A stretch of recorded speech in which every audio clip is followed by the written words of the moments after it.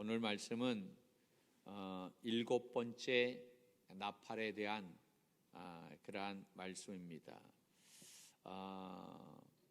여섯 번째 이 나팔 이후에 바로 일곱 번째 나팔이 이제 나와야 되는데, 그런데 성경을 보면 여섯 번째 나팔 이후에 바로 일곱 번째 나팔이 나온 것이 아니라 전혀 다른 이야기가 나와 있는 것을 볼 수가 있어요.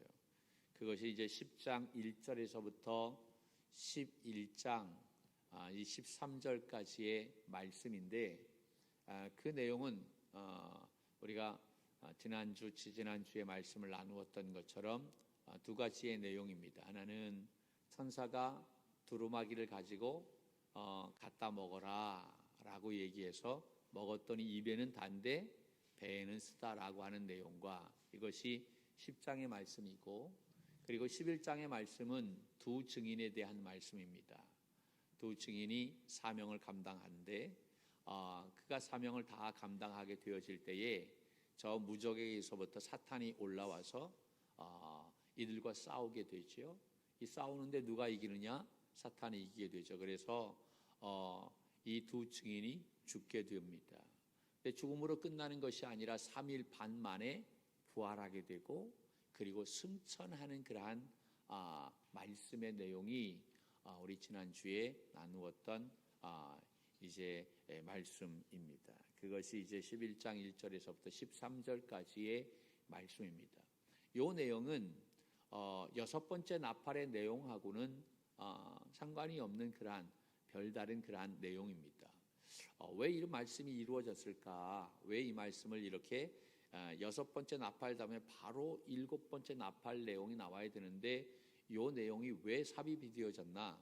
거기에 대해서는 별도의 이제 또 다음에 요한계시록의 말씀을 나눌 때에 이야기하도록 하고, 오늘은 그것까지 이야기하면 한 시간에 한 3시간 정도 가야 되니까 할렐루야. 괜찮겠나요?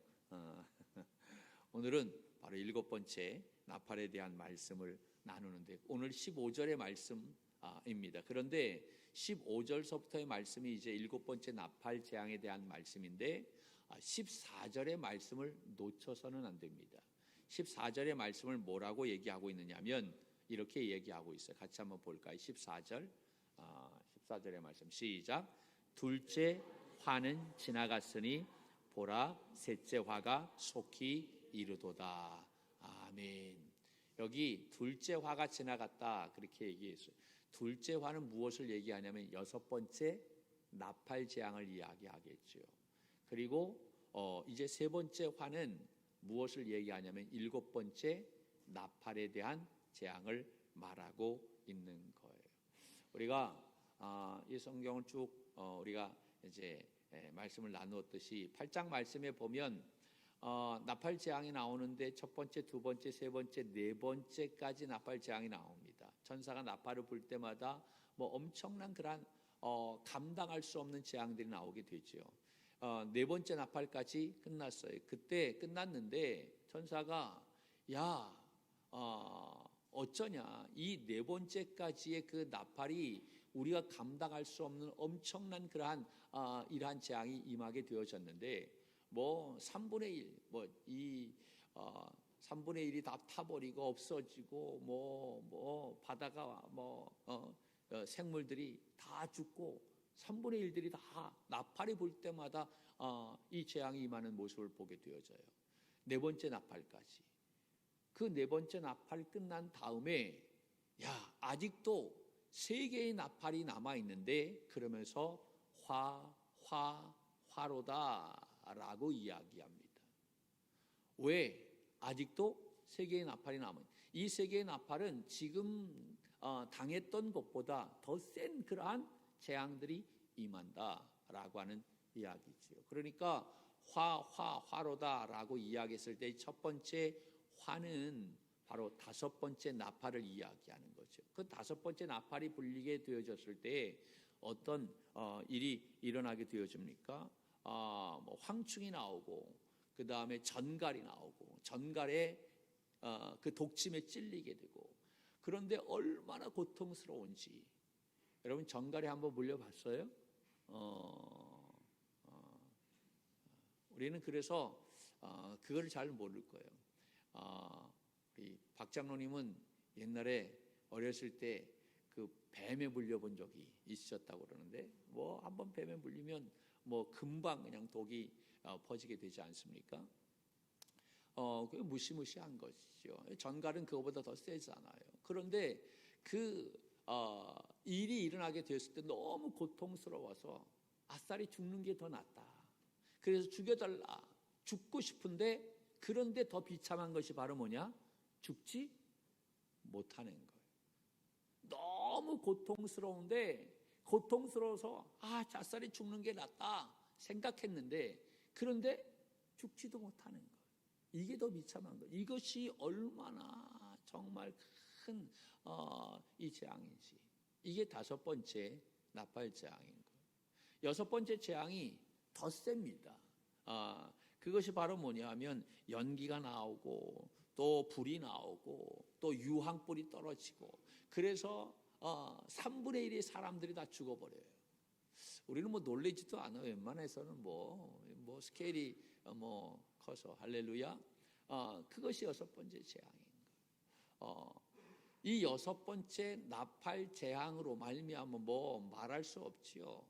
그리고 이제 마지막 7번째 나팔, 3번째 화지요. 여러분 그러니까 나팔의 그러한 그 울려 퍼질 때마다 나타나는 재앙들이 점점 커져요, 작아져요? 커져요, 세져요. 그러니까 마지막 이 나팔 7번째 나팔은 바로 뭐냐면 KO 펀치와 같은 것이다라고 하는 마지막 한 방 빵 때려서 이제 모든 것을 피니시 끝내버리는 그러한 것이다라고 말씀드릴 수가 있겠지요. 그러니까 이 마지막 화 여러분 감당할 수 없는 그런 엄청난 화가 임할 것이다라고 하는 거예요. 자, 15절 말씀 이렇게 시작합니다. 15절 같이 볼까요? 시작. 7째 천사가 나팔을 불매 하늘에서 큰 음성이 나서 이르되 이제 7째 나팔을 천사가 불게 되겠죠. 이 7번째 담겨져 있는 화가 어떠한 건지 여러분 15절서부터 이제 17절까지의 말씀을 볼 텐데 어떠한 화가 담겨져 있는지 여러분 잘 찾아 보실 수 있기를 바랍니다. 다시 한번 15절서부터 17절까지 봅니다. 시작. 7째 천사가 나팔을 불매 하늘에 큰 음성이 나서 이르되 세상 나라가 우리 주와 그의 그리스도의 나라가 되어 그가 세세토록 왕노릇 하시리로다 하니 하나님 앞에서 자기 보좌에 앉아있던 24장로가 엎드려 땅에 대고 여호와께 이르되 감사하옵나니 옛적에도 계셨고 지금도 계신 주 하나님 곧 전능하신 이여 친히 큰 권능을 잡으시고 왕노릇 하시도다. 아멘. 여러분 좀 이상하지 않아요? 7번째 천사가 나팔을 불었어요. 마지막 나팔 3번째 화가 임하는 거예요. 가장 강력한 화가 임해야 되는데 이 성경을 보니까 여러분 화의 내용이 있어요, 없어요? 재앙의 내용이 있어요, 없어요? 없어요. 화가 임해야 되는데 심판이 임해야 되는데 재앙이 임해야 되는데 그 내용이 없다라고 하는 거예요. 이유가 뭘까요? 그동안 첫 번째 나팔을 보니까 두 번째 나팔을 보니까 엄청난 재앙들이 쏟아졌어요.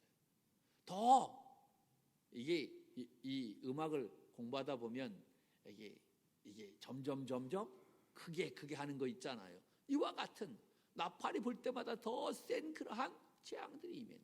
그러니까 마지막 나팔이니까 이제 모든 것을 끝내는 KO 펀치와 같은 그러한 재앙이 임해야 되는데 아무리 찾아봐도 재앙에 대한 말씀이 없다. 이유가 바로 뭘까? 이 말씀은 우리 성도들에게 최종적인 종말의 모습을 미리 보여주는 그러한 말씀이다라는 이야기입니다. 그러므로 우리들이 이 미리 보는 종말의 모습은 어떤 심판, 화, 재앙의 모습이 아니라 하나님의 종들의 이마에 인침을 받은 사람들, 다시 말해서 구원받은 백성들, 하나님의 사람들은 이 나팔 재앙과는 전혀 상관이 없다라고 하는 이야기입니다. 6장서부터 16장까지의 말씀이 어렵다라고 얘기했지요. 4개의 사이클로 이루어진다. 인재앙과 그 다음에 나팔 재앙과 그 다음에 이제 대접에 대한 말씀도 나오게 되는데, 기적과 대접, 이 4가지의 사이클이 이루어지는데, 우리가 인이라고 하는 것은, 인재앙은 그때 당시 요한 사도 당시 예수 믿는 사람들이 당하는 고통이었다고 한다면, 그들이 얼마나 많은 그러한 고통을 당했는지 몰라요. 순교까지 당했어요. 그 순교당한 영혼들이 제단 밑에서 울부짖으며 기도하는 기도의 소리가 있었어요. 나팔재앙이라고 하는 것은 믿음의 사람들에게 임하는 것이 아니라 그 순교당한 영혼들이 그 제단 밑에서 울부짖으며 기도하는 그 기도에 대한 응답이 바로 나팔재앙이다라고 하는 거죠. 그러니까 나팔재앙은 믿는 사람들에게 상관이 있어요, 없어요? 없다라고 합니다. 아무리 센 화가 임한다 할지라도 하나님의 종들의 이마에 인침받은 사람들은 이 재앙과는 아무런 상관이 없다라고 하는 거예요. 그러니까 여러분이 이러한 재앙이 임하기 전에 예수 그리스도를 믿어야 된다라고 하는 거예요. 할렐루야. 구원받아야 된다라고 하는 거예요. 아직도 구원받지 못한 심령들을 주께로 인도해 내야 할 이유가 여기에 있는 거예요. 여러분, 이 요한계시록에 나와 있는 재앙들은 우리가 상상할 수 없는 그런, 한 번도 경험해 보지 못한 그러한 재앙들인 거예요. 그 앞에 누가 설 수 있겠습니까? 설 수 있는 사람 한 사람도 없어요. 그러므로 우리가 애써서 우리의 자녀들을, 우리의 가족들을, 우리의 이웃들을 여러분 구원은 내는데 힘을 다해야 될 줄로 믿습니다.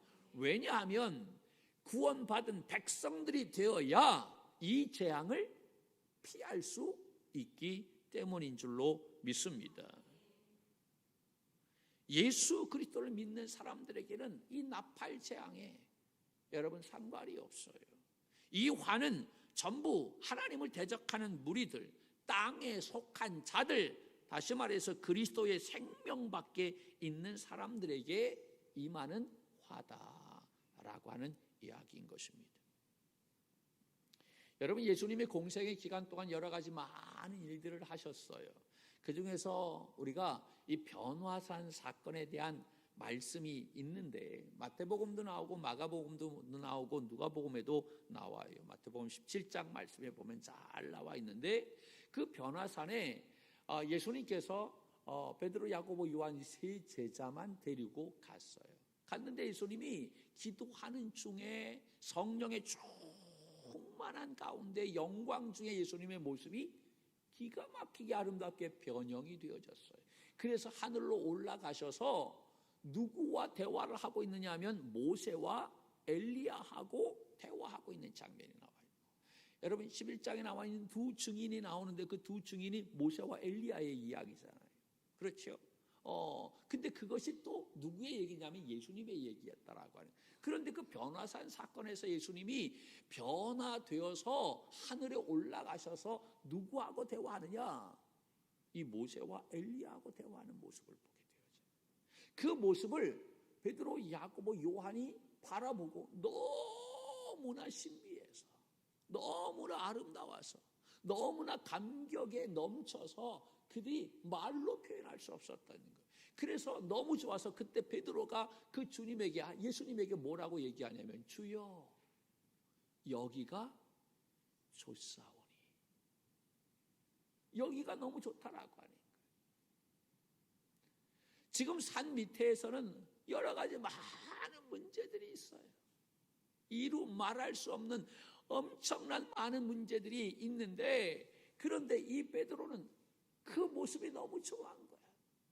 여기가 좋사오니 여기에 집을 짓고 사십시다 라고 그렇게 이야기했던 거예요.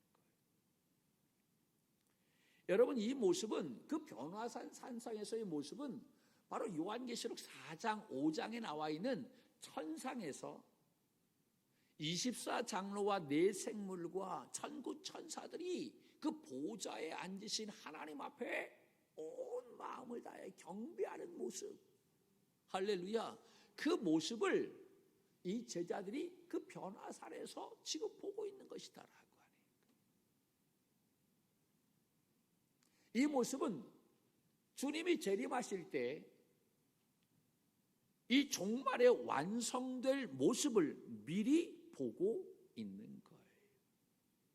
그러므로 오늘 말씀은 이 마지막 때를 살아가는 성도들에게, 여러분, 우리가 지금 이 세상에서 얼마나 힘든 그러한 삶을 살고 있어요.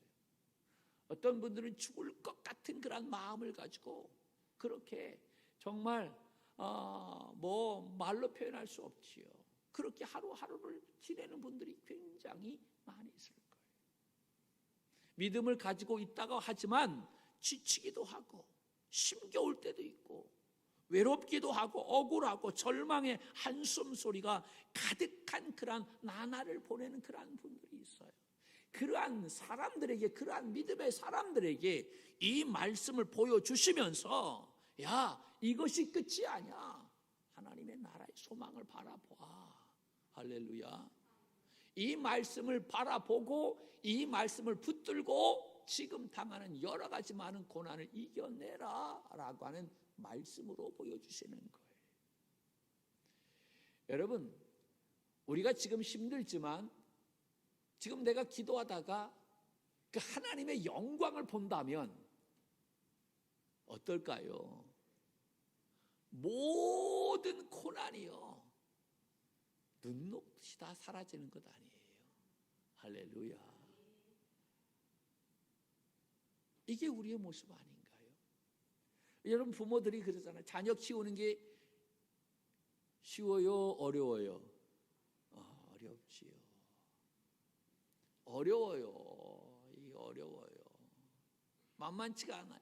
근데 만만치 않지만, 그런데 그 자녀들이 조금 더 커가고 조금 더 커가고 성장하는 그 모습을 보면, 그동안 내가 애썼는데, 수고했는데 그 수고한 모든 것들이 그 자녀들의 그 성장하는 모습을 보면서 어떻게 됩니까? 다 사라지게 돼요. 그게 더 크다라고. 내가 고생한 것보다도 자녀들을 바라보는 기쁨이 더 큰 거야. 할렐루야. 그러니까 이겨낼 수 있는 거지. 그러니까 우리가 그 하늘의 놀라운 영광을 바라본다고 한다면, 여러분, 아무리 어떠한 고난이 와도 문제 없다라고 하는 거예요. 그래서 제가 이 성전에서 저녁마다 기도하며 찬송하는 것 가운데 가장 많이 부르는 찬양이 뭔 줄 아십니까? 주의 영광 이곳에 가득해. 할렐루야. 주님의 영광 이곳에 가득하게 해달라고. 주님의 은혜가 이곳에 가득하게 해달라고. 하나님, 우리의 눈을 열어서 그 주님의 영광스러운 모습을 보게 하여 주시옵소서. 한번 그 영광을 본 사람은요, 어떠한 어려움이 와도 흔들리지 않는 줄로 믿습니다. 지금 그 모습을 보고 있는 거예요. 여러분, 오늘 말씀이 우리에게 주는 영적인 의미가 바로 뭐냐면, 첫째는 여러분, 이 세상의 나라가 결국은 주님의 나라가 된다라고 하는 거예요. 15절을 다시 한번 볼까요?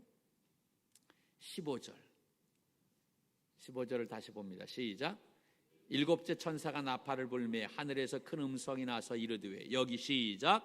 세상의 나라가 우리 주와 그리스도의 나라가 되어 그가 세세토록 왕노릇 하시리로다 하니. 아멘.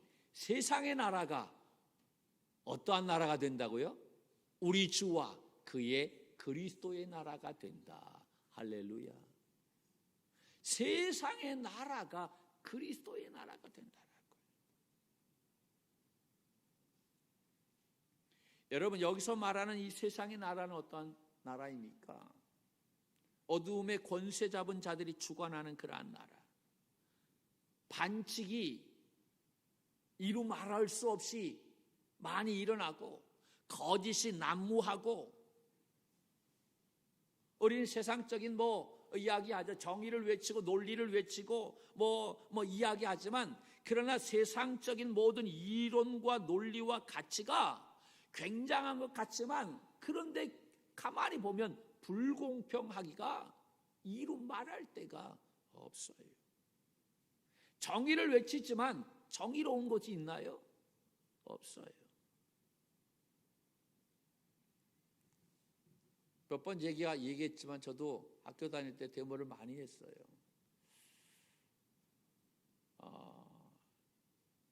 이 나라의 민주화가 이루어지기 위해서 정말 머리 터지게 그렇게 했던 기억이 있어요. 군사 정권이 갔고 이 민주화가 이루어졌을 때 그래도 제 마음속에 어떠한 마음이 좀 나아지지 않을까? 그런데 많이 나아졌지요. 그런데 시간이 가다 보니까 사람 바뀌어진다고 세상이 바뀌어지는 게 아니구나라고 하는 생각 많이 들어요. 이게 세상 나라구나라고 하는 거예요.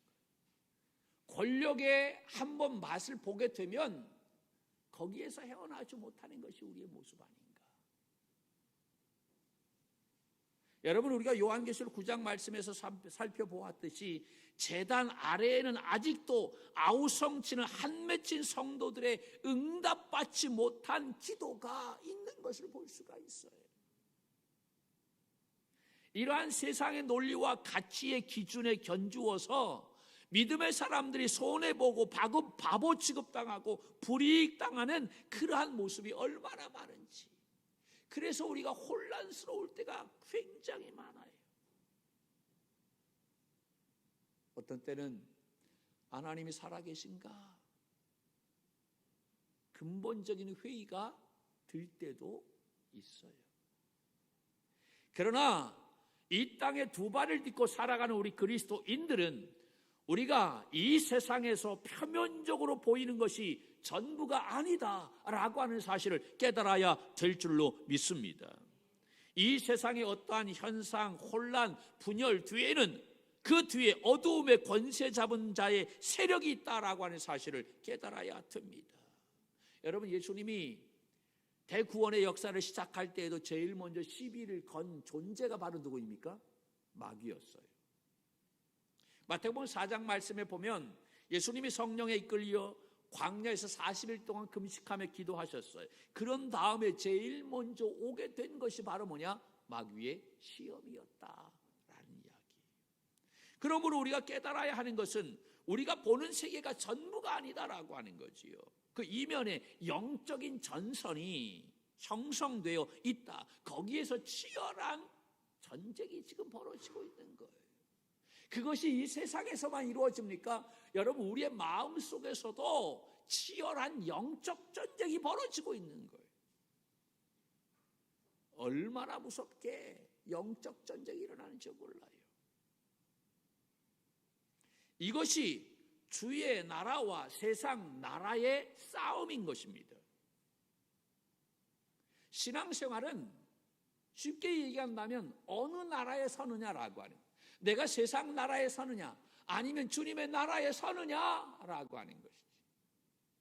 주님의 나라에 선 자들이 오늘 이 예배의 자리에 오게 된 줄로 믿습니다. 영적 싸움에서 이긴 사람들이 이 자리에 있는 거예요. 이 자리에 있기까지 여러분 싸움 없었어요? 평안하게 왔습니까? 할렐루야. 목사인 저도요. 오늘 좀 더 자고 싶은데 살짝 이런 마음 꿈에서 했어요. 할렐루야. 그래요. 왜 없겠어요? 더 쉬고 싶고 더 자고 싶고 더 놀고 싶고 하지. 크건 작건 다 영적인 싸움이 있다라고 하는 거예요. 그런데 이 주님의 나라는 이 땅에서 찾는 사람들이 많지 않다라고 해요. 왜? 찾는 이가 적고 그 길이 좁다라고 이야기합니다.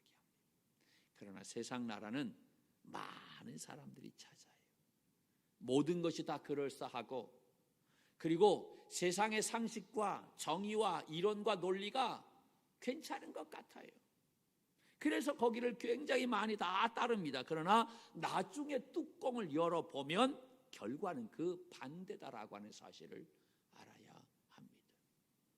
그러므로 우리는 미련하리만큼 이 말씀의 약속을 붙잡고 우리의 신앙의 길을 한 발자국 또 한 발자국 또 한 발자국 내딛는 믿음의 종들이 되어야 할 줄로 믿습니다.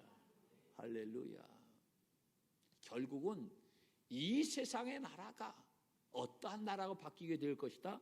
주님의 나라로 바뀌어지게 될 것이다. 그것을 소망하면서 우리가 이 세상에서 이 하나님의 나라를 세워 나아가는 믿음의 종들이 되어야 할 줄로 믿습니다. 오늘 말씀에서 우리가 짚고 넘어가야 할 말씀 가운데 하나가 있다면 17절입니다. 여러분 17절 말씀 한번 보세요. 중요한 말씀 가운데 하나인데 시작. 이르되 감사하옵나니 옛적에도 계셨고 지금도 계신 주 하나님 곧 전능하신 이여 친히 큰 권능을 잡으시고 왕노릇 하시도다. 아멘.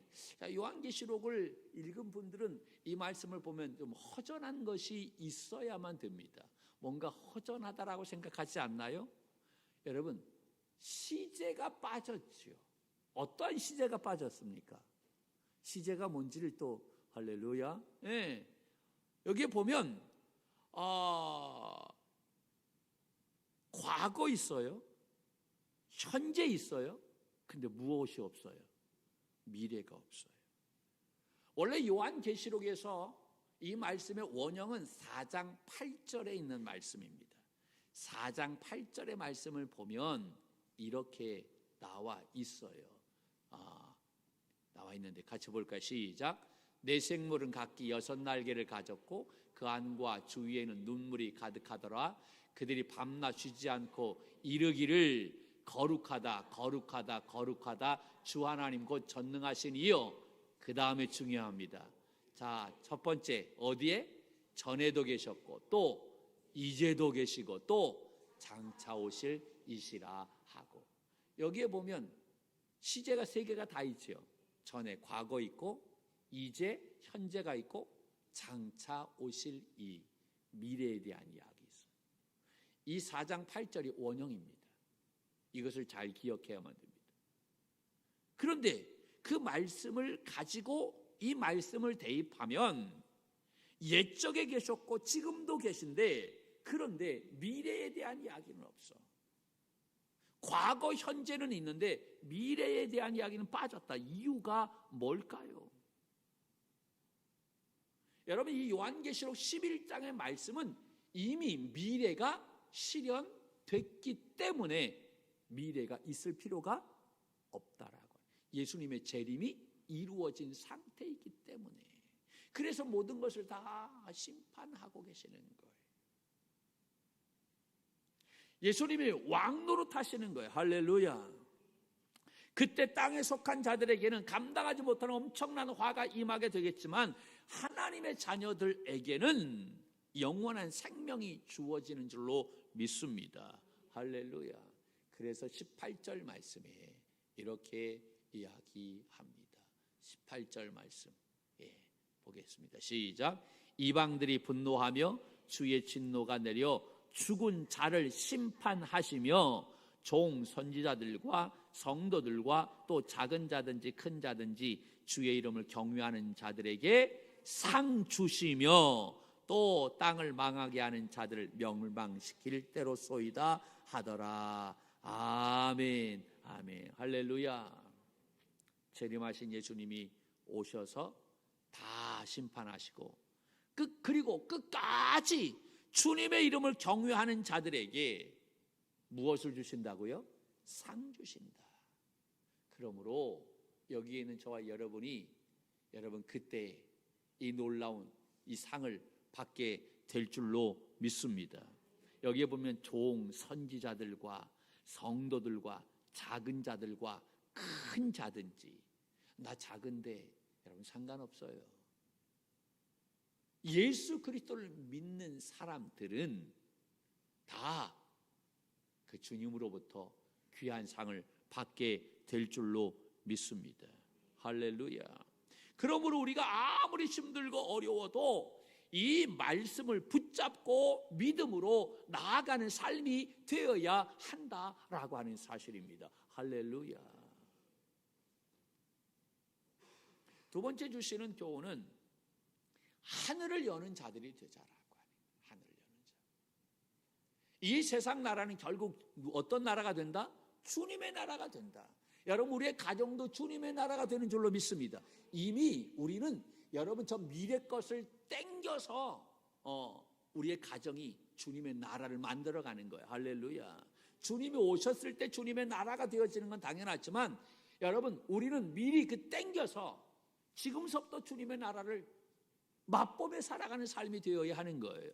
그리고 오늘 두 번째는 내가 하늘을 여는 자가 되어야 하겠다라고 하는 거예요. 어디를 열어요? 하늘을 여는 자가 되어야 하겠다. 여러분, 하늘에 있는 하나님의 성전이 활짝 열리는 모습이 나오는데 19절의 말씀입니다. 19절 같이 볼까요? 19절 시작. 이에 하늘에 있는 하나님의 성전이 열리니 성전 안에 하나님의 언약궤가 보이며 또 번개와 음성들과 우레와 지진과 큰 우박이 있더라. 아멘, 할렐루야. 하늘에 있는 하나님의 성전이 활짝 열렸어요. 그 안에 있는 언약궤를 보았어요. 여러분, 언약궤는 이 성전의 제일 깊숙한 지성소에 안치되어 있는 물건입니다. 그러니까 지금 하늘의 성전의 가장 깊은 곳을 보고 있는 거예요. 그렇다면 누가 하늘에 있는 하나님의 성전, 그 하늘의 성전을 열고 그리고 가장 깊은 곳에 있는 언약궤를 볼 수 있는 자가 누군가라고 하는 거지. 누구겠어요? 누가 그 하늘을 열 수 있어요? 누가 그곳의 깊은 곳을 볼 수 있어요?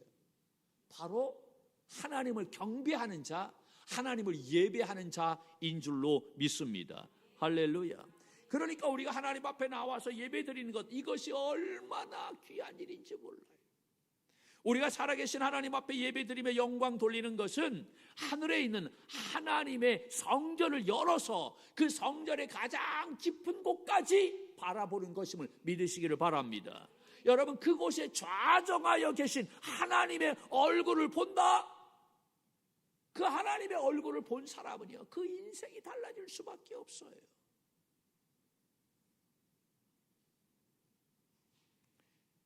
여러분, 그 영광스러운 모습을 보기만 하면, 여러분, 사도 바울이 왜 생명을 걸고 죽기까지 그가 복음을 전했는 줄 알아요? 그가 이 하늘의 그 3층천을 바라보았기 때문에 그런 거예요. 그것을 경험하고 나서 그는 생명을 걸었다는 거예요. 할렐루야. 하나님을 체험한 사람은요, 어떠한 환난이 와도 흔들리지 않는 거예요. 그러므로 예배는 이 하늘의 문을 열고 하늘 성전에 좌정하여 계신 하나님을 바라보고, 그리고 매일 나의 삶 속에 그분을 모셔드리는 일인 줄로 믿습니다. 그래서 예배가 중요한 거예요. 그래서 우리가 예배에 생명을 걸어야 되는 거예요. 예배하는 인생과 그렇지 않은 인생은 비교 자체, 여러분, 불가능한 거예요. 뒤틀리고 거짓되고 눈물이 많고 비통한 삶 속에서 예배 없이, 하나님의 은혜 없이 살아간다. 가장 안타까운 인생이다 라고 말할 수 있어요. 우리는 예배를 통해서 하늘을 열고 그 하늘의 지성소의 광경을 바라볼 수 있는 우리 믿음의 청지기가 되기를 주님의 이름으로 간절히 축복합니다. 광야 같은 세상에 우리가 머물러 있지만 날마다 예배를 통해서 그 하늘의 성소를 바라보며 하나님의 임재를 경험한다면 우리는 어떠한 삶 속에서도 메마르지 않는 삶이 되는 줄로 믿습니다. 이 소망을 가지고 이 한 주간도 승리하는 우리 청지기들이 되기를 주님의 이름으로 간절히 축원합니다.